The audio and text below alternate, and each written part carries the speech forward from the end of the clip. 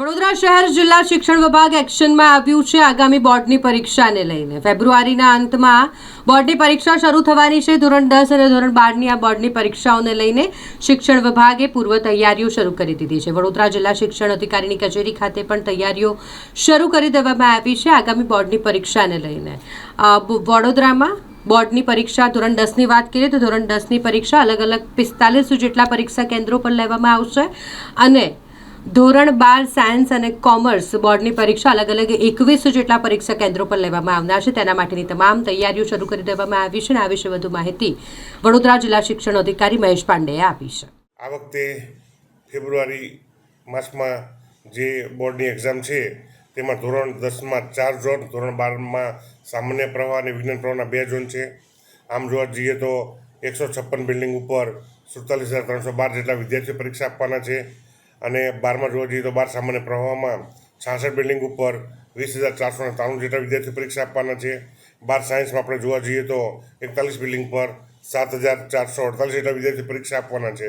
આમ આપણે સમગ્ર વડોદરામાં જોવા જઈએ તો ધોરણ 10 અને 12ના થઈને કુલ 75,453 જેટલા વિદ્યાર્થીઓ પરીક્ષા આપવાના છે। આપણે ટૂંક સમયમાં કાઉન્સેલિંગ સેન્ટર પણ આપણે ચાલુ કરવાના છીએ, જેમાં શિક્ષણવિદો, મનોચિકિત્સકો બાળકોને માર્ગદર્શન આપશે, એમના કોઈ પ્રશ્નો અને મૂંઝવણ હશે તો તેનું ઉકેલ પણ લાવશે।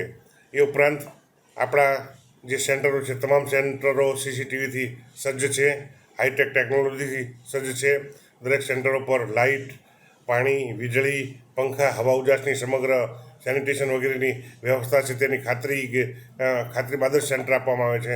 આમ વડોદરા જિલ્લામાં શાંતિપૂર્ણ માહોલમાં પરીક્ષા લેવાય એવું વહીવટીતંત્ર અને શિક્ષણ વિભાગનું આયોજન છે। Thank you. આમ જોઈએ તો દરેક વિદ્યાર્થીઓ અને વાલીઓને પરીક્ષાનો હાવ હોય છે, તો પરીક્ષા એમને કોઈ પણ પ્રકારનો હાવ કે ચિંતા કે તણાવ રાખવાની જરૂર નથી।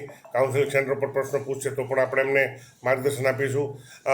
પરીક્ષાને પરીક્ષાર્થીને પરંતુ એક રૂટીન જેમ કામ હોય, આપણે પરીક્ષા પર્વ તરીકે ઉજવીએ તો એનાથી એમનું માનસિક મનોબળ વધશે।